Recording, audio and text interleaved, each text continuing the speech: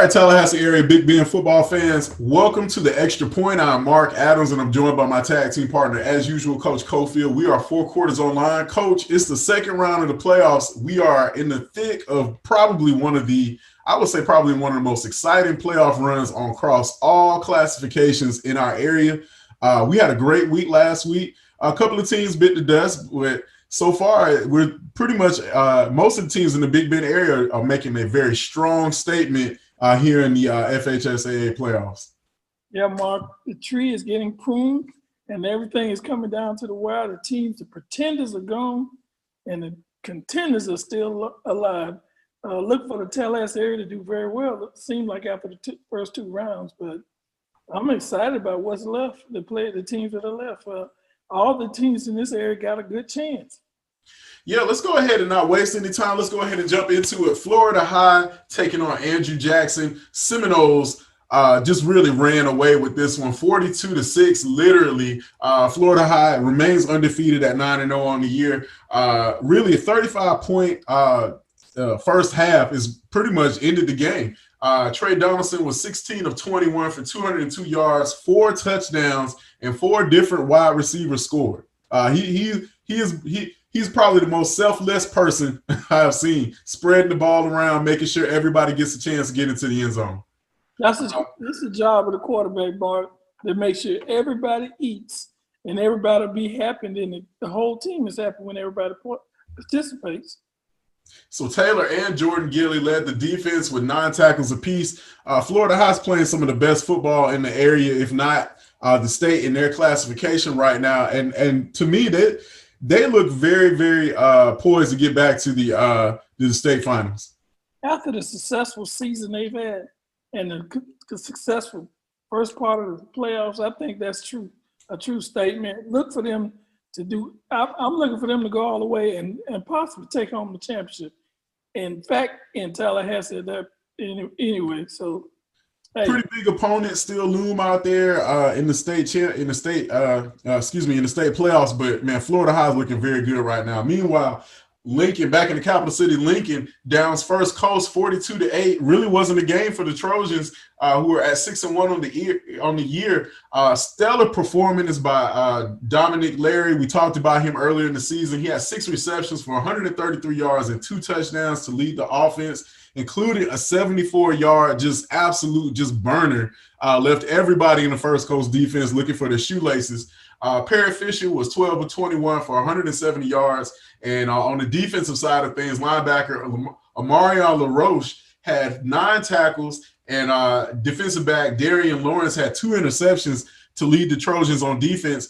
Man, we've talked about this. Anytime you're a first-year head coach, you come in and you're not really sure what direction you're going to steer your ship. But B.J. Daniels looked like he's already in veteran mode already. Yeah, he's taking on the tradition at Lincoln High School, being very successful in the playoffs, and look like they can make it. They got things going on. After that first loss, the Trojans look like they got things and went back to the drawing board, and now on a successful run into the playoffs. So whatever's going over there on Trojan Trail is definitely the right amount of magic at the right time, because Lincoln is playing excellent football. They look like they remind us so much of the teams that we're used to seeing. When they get into the playoffs, Lincoln is just a very, very dominating force, and they look to be some of the reminiscent of those same teams in the past. Let's go back out to Duval County, and we got to talk about this. We went 4-1 against Duval this week. Yeah, I felt like that was a pretty good showing. Rickers took down Ed White to move to 5-1 on the year, 21-14, held off the Commanders. Basically with a stellar defensive effort. That's pretty much the hallmark of Rickers football is having a pretty outstanding defense. 4 defenders had over 10 tackles, 4. And they were led by linebacker Trayvon Ryle, 17 tackles. I can't, just a number that make your eyes go this big. And then meanwhile, Terrence McPherson, not to be overlooked, he had 15. So ballers all over the defensive side of football for the Raiders. And then defensive back Cameron Bell had an outstanding performance, 6 tackles, 3 interceptions, 3 count them, and 1 caused fumble. Man, Quentin Lewis has got, pretty dangerous football team. Yeah, for the season, start off like it did for the local schools here in the Leon County, having to wait after the state has started, trying to figure, only having like a couple of weeks of practice, and look like the Raiders, my Raiders, are doing very well this offseason. Look at, I'm looking for big things out of them. Is the worst thing about it is they're going to have to go through local schools to get to the finals. Yeah, this is going to set up a pretty, some pretty. If things hold, we will see some pretty high key matchups back here in the capital city. Meanwhile, here's one for everyone around for the Tallahassee area. NFC and McClay hooking up for Chapter 2 of the Battle of Meridian Road. It was this time this one fell in the Eagles' lap as really just a dominating performance by. Really, you can put him anywhere on the field, but DeAndre McCray just ran absolutely wild, had 214 yards on the ground on 15 carries and 4 touchdowns as NFC down their crosstown rival McClay 46-19. Coach, we were out there for that game. We saw J.P. Pickles doing it again, the freshman, with 14 tackles and 4 tackles for a loss. And then we saw Mr. Javon Jackson, who had 112 yards on 13 carries and 2 scores. I did want to also add that Brody Popple had an outstanding game too, but too much NFC. Too much. Mark, they like NFC got better and better as the season went on. They had a mid-season stop due to COVID, but looked like they retooled and got back taking care of business. This team looks like one they can make it all the way to the finals. It's a couple of teams out there still waiting. They're going to have to fight with, but it should be interesting as the playoffs continue for the Eagles. Yeah, absolutely. McClay really started out very hot, but just couldn't get in the end zone. The NFC took advantage, especially in the second half. So NFC moves on to the second round. Meanwhile, Gobby back out in Duval County. Man, really was just a stat game. Cougars all over Paxton, 64-0. Chase Gillespie did just that, had 200 yards of rushing and 3 touchdowns. Running back Mason Anderson also ran for 162 yards, and he added 2 touchdowns. And then defensive back Bryce Cohen had 2 interceptions as the Cougars really poured it on early and ended up being a running clock. Gobby is looking to really get back home to the capital city. They've got a couple of more matchups that they'd really like to sink their teeth into, as Paxton really wasn't a contest. Yeah, Mark, that game was over in the first half. Gobby cruised to an easy victory. I'd like to mention, I think we talked to our Jacksonville connection, and that was the first time Paxton ever made the playoff in the 65 years of the school existence. And it wasn't a pleasant one. They met one of the better teams from this area. But Gobby, they took care of business, Mark. Yeah, absolutely. So Cougars moving on to the next round. Meanwhile, Gaston County at home, 5-1 on the year after the 38-0 dominating win over Santa Fe. Really, Jaguars dominated the Raiders, and really another game that really, wasn't even a game. Jaguars get their 3rd shutout on the year. Quarterback Jared Jones had 143 all-purpose yards, and 4 different Jaguars found the end zone. This is a team where anybody can score. There are athletes all over this team. Jaden Bodison had 2 interceptions to lead the defense. Corey Fuller's bunch is really, they're operating right now at playoff caliber level. Well, Mark, this shows the excellence of coaching. I give Coach Fuller a lot of credit. I think 2 years ago, this team was 0-10, and now they look like a team that's competing for a state title. Successful game. They really rolling. They've been putting up a lot of numbers the last couple of weeks, and it's a scary thought, man. They're taking care of business, and we might have more than one team in the area, maybe more than 2 in the area that could be in the Final Four. Yeah, absolutely. Also, let's move out to Madison Cowboys back at Boo Hill, the friendly confines of Boo Hill, and they took care of business 48-19 over the Dixie County Bears to move to 8-2 on the year. Cowboys running back R.J. Williams quarterback was 11 of 19 passing, and it also had 2 touchdowns rushing. Also had 2 touchdowns passing and 3 touchdowns rushing. I'm sorry, my eyes are bouncing all over the screen because this kid did a lot. Couldn't tell if he was running back or quarterback that night, as he was definitely helping to lead the offense for the Cowboys.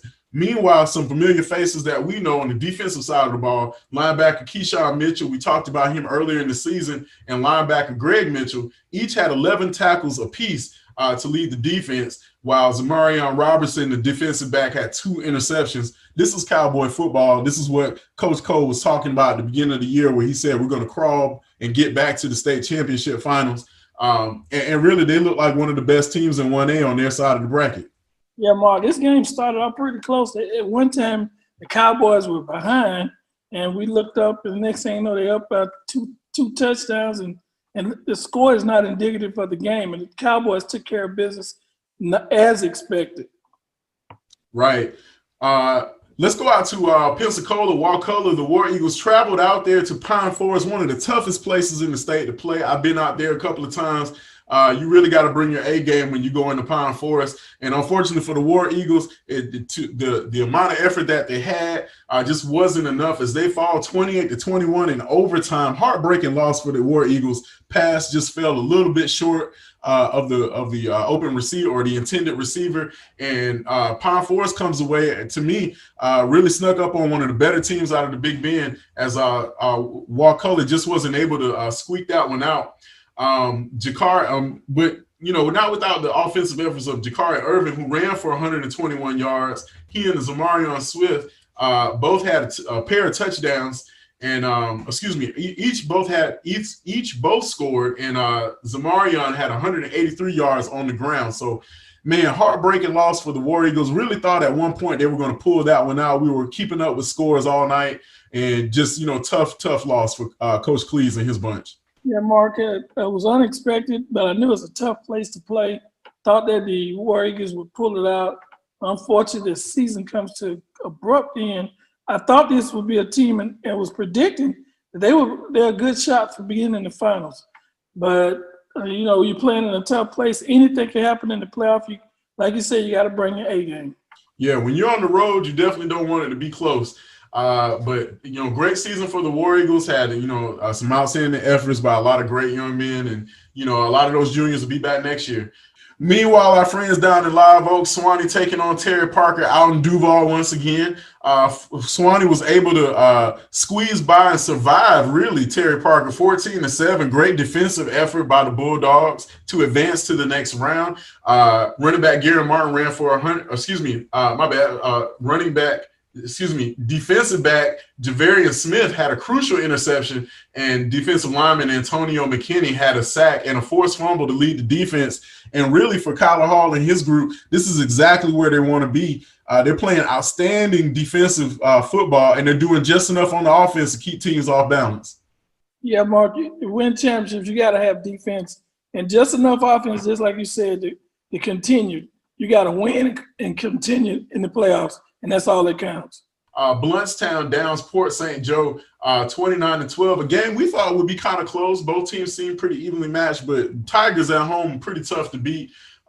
Garrett Martin ran for 116 yards and 3 touchdowns on 17 carries, and defensive back Andre Williams and Mickens Ingram both had 10 tackles apiece on defense to lead the Tigers. And Bluntstown's looking like, Bluntstown that we're kind of used to, playing tough football, hard-nosed football at home. But, man, expected a little bit more from Port St. Joe, and it just looked like it didn't happen for him that night. Yeah, Port St. Joe had a wide-open offense, scoring a lot of points. And it looked out like down the stretch, everything kind of slowed up for him.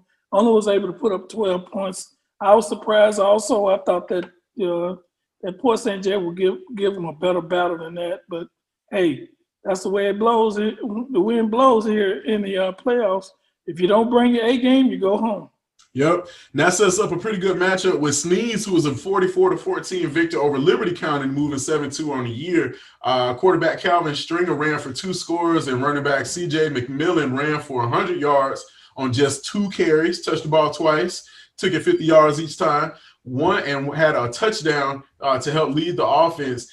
Jack O'Brien on defense had 11 tackles and 2 sacks to lead the Pirates. And Sneeze going into this matchup against Bluntstown is going to look like a pretty good game. We'll have to talk about that later on in the week. Some other area scores: Taylor County downs Jefferson County 28-6 to end Jefferson's season. Taylor County Bulldogs moving on. Vernon beats Graceville 47-8. South Walton downs Bay 52-42. And Bozeman jumps all over Weewaa 51-48. Jacksonville University Christian downs the Osceola Warriors 41-6. Sets up a pretty good matchup next week with one of our local area teams. And St. Augustine beats Mosley 38-24 to round it out. Coach, man, we've got some great matchups. We're going to have to go ahead and talk to one of our experts, our Duval experts, to help us break down some of these matchups as the battle for I-10 between Tallahassee and Duval rages on. We're gonna have a pretty good time talking to Will Brown. Yeah, I'm looking forward to that, Mark. It should be a great conversation. So this has been the Rewind. I'm Mark Adams, and once again, I'm checking in for my tag team partner, Coach Cofield. We'll see everybody in our next segment.